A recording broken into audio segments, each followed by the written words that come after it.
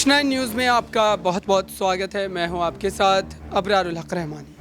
मेरा ख़ास प्रोग्राम मुद्दा आज का में एक बार फिर से राजस्थान की चर्चा करेंगे। दरअसल राजस्थान की सियासत में कई मुद्दे ज़रूर हावी हो रहे हैं, लेकिन सवाल ये है कि प्रदेश में सीएम अशोक गहलोत ने जिस तरीके से खुद को उस पद पर बनाए रखने के लिए कई तरीके के राजनीतिक हथकंडों का इस्तेमाल किया और बीते कुछ महीनों पहले आपने राजस्थान की सियासत में वो सारी चीज़ें देखी भी जो आपने सोचा नहीं था। हालांकि अशोक गहलोत लगातार ये दावा करते रहे हैं कि इस पूरे खेल के पीछे उनका कहीं से भी कोई योगदान नहीं है, लेकिन ये बात जग जाहिर है कि अशोक गहलोत ने किस तरीके से राजस्थान की सियासत में रातों रात उन 80 से भी ज़्यादा विधायकों का इस्तीफ़ा करवा दिया और उस इस्तीफे की करवाने के पीछे की बड़ी वजह सचिन पायलट का सीएम बनाया जाना था, क्योंकि पार्टी हाईकमान उस मुद्दे को लेकर के जल्द ही आधिकारिक रूप से ऐलान करने वाला था कि सचिन पायलट अगले मुख्यमंत्री प्रदेश के बनाए जा सकते हैं। इसको लेकर के सचिन पायलट ने किस तरीके से अपने पक्ष को रखा है और अभी भी वो लगातार ये कह रहे हैं कि अशोक गहलोत वसुंधरा राजे की सरकार में हुए उन काले करतूतों को लेकर के कोई भी कदम उठाने से डर रही है, परहेज कर रही है, क्योंकि राजनीतिक गठबंधन इनका भीतर से नजर आता है। हालांकि आरोप के तौर पर ये सारी बातें कही जा रही है। आपको पहले ये बात ज़रूर सुननी चाहिए कि सचिन पायलट ने किस तरीके से इन आरोपों को अशोक गहलोत पर लगाया, तो सुनिए इस बयान को। जब एक्सीडेंट हुआ, अरे ओ भाई, ओ कैमरा, और हमारे बीच में वो नहीं रहे। नाम जोड़ना बता। श्रद्धांजलि सभा में मैं जब प्रार्थना सुन रहा था तो मेरे मन में बहुत से विचार आ रहे थे। वो दृश्य मुझे याद आ रहा था आज से 23 साल पहले का। मैं 22 साल का था और उनके जाने से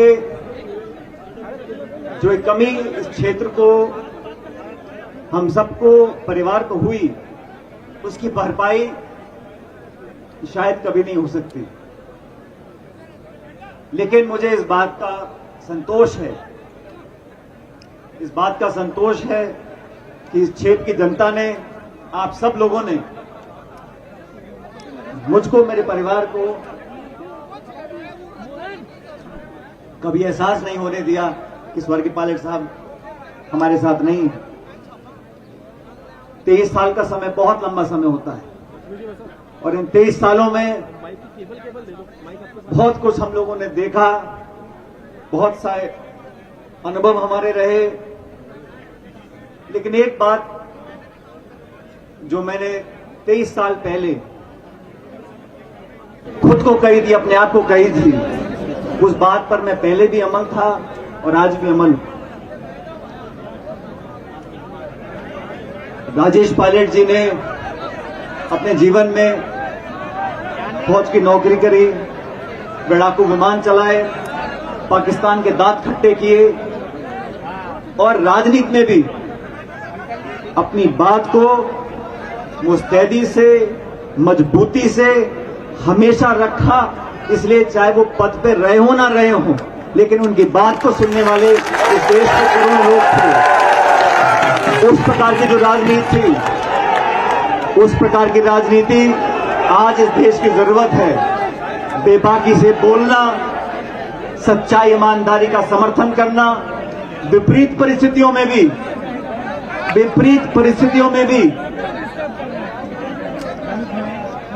समझौता ना करना, ये स्वर्गीय पायलट साहब ने हमको सिखाया था। गरीब घर में पैदा होकर मैं तो बड़ा सौभाग्यशाली था। तो जब मेरा जन्म हुआ तो पायलट साहब एयरफोर्स के अधिकारी थे, अच्छी तनख्वाह थी, हमारा पालन पोषण बहुत अच्छा हुआ। लेकिन जब वो छोटे थे, 8-9 साल की उम्र में उनके पिताजी का स्वर्गवास हुआ। 3 बहनें थी। गांव में कैसे कैसे इकट्ठा कर पढ़ाई के पैसे, घर वालों को पालन पोषण के पैसे, बहनों की शादी के पैसे, उन तमाम कठिन परिस्थितियों निकलकर उस तप में तपने के बाद उन्होंने जीवन में फौज में नौकरी करने के बाद राजनीति को चुना। उनका उद्देश्य सिर्फ इतना था कि वो अपने जीवन में मेहनत कर कर अपने पैर पे खड़े होकर कुछ बन सके।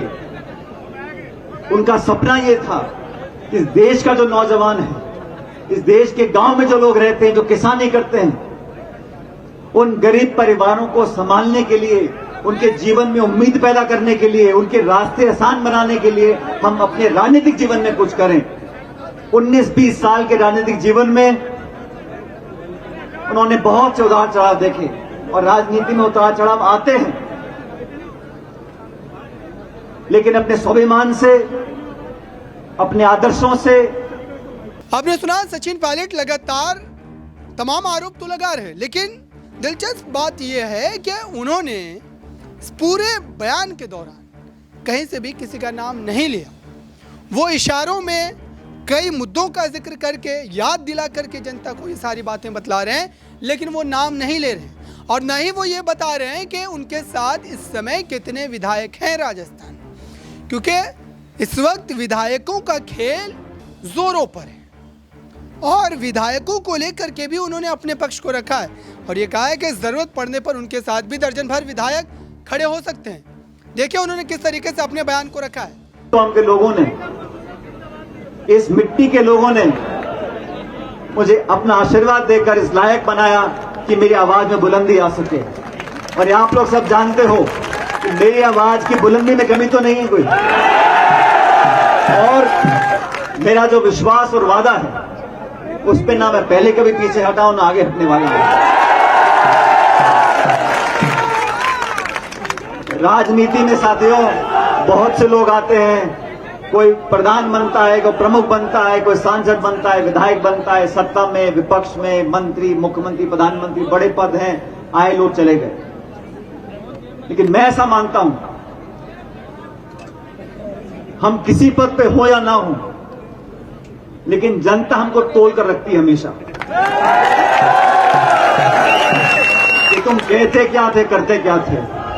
मेरे लिए जनता के बीच में हमारी विश्वसनीयता सबसे पहली प्राथमिकता है। जनता का विश्वास, जनता के वादे और जनता की विश्वसनीयता, ये सबसे बड़ी पूंजी है राजनीति में। और पिछले 20-25 सालों में जब से मैं राजनीति में हूं, मैंने ऐसा कोई काम नहीं किया जिससे इस विश्वास में कहीं आपको लगे कि कोई कमी आ गई है। और आने वाले समय में भी आपका विश्वास मेरे लिए सबसे बड़ी पूंजी है।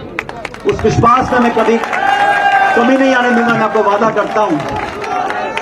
साथियों, आप तमाम साथी यहां पर आए हैं और पायलट साहब को श्रद्धांजलि दे रहे हैं। मैं उन सबका धन्यवाद करना चाहता हूं और आप सब लोगों को बताना चाहता हूं,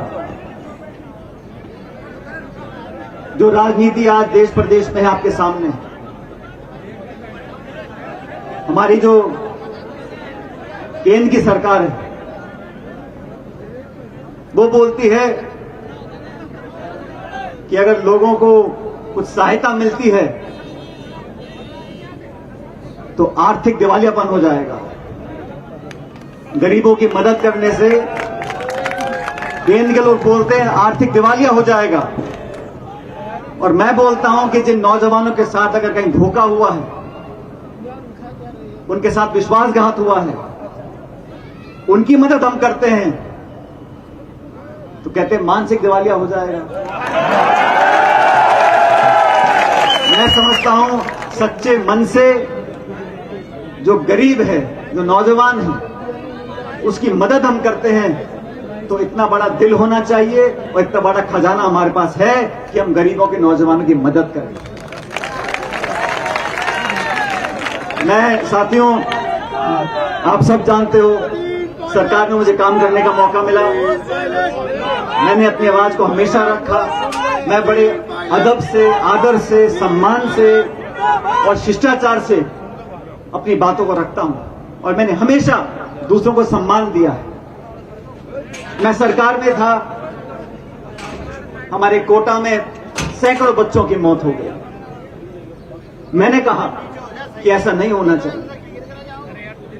हमारे राज्य में अगर कहीं कुछ कमी है, कुछ गलती है, तो बजाय इसके हम औरों को दोष दें, हमें इसको सही करना चाहिए। और मुझे खुशी बताते हुए आज कोटा में बच्चों के लिए इतना शानदार अस्पताल बन गया कि अब वहां मौतें नहीं होती। मैंने जब ये मांग रखी थी, मैंने अपने लिए नहीं रखी थी, मैंने किसी को नीचा दिखाने के लिए या किसी की बुराई करने के लिए नहीं रखी थी। मुझे लगा कि सैकड़ों बच्चों के, नवजात शिशुओं की मौत हो रही है, इस पर सिर्फ इतना बोल दें कि भाई पहले ज्यादा होती थी अब कम हो रही है। तो आपने सुना, लगातार सचिन पायलट कई मुद्दों को लेकर के जो है खुद की उस मांग को जो है मनवाने की कोशिश कर रहे हैं। आप देखते हैं कि पार्टी हाईकमान का इस पर क्या आखिरी फैसला आता है। इस खास रिपोर्ट में बस इतना ही। देखते रहिए ताज़ा तरीन खबरों के लिए नेक्स्ट 9 न्यूज़ को। धन्यवाद।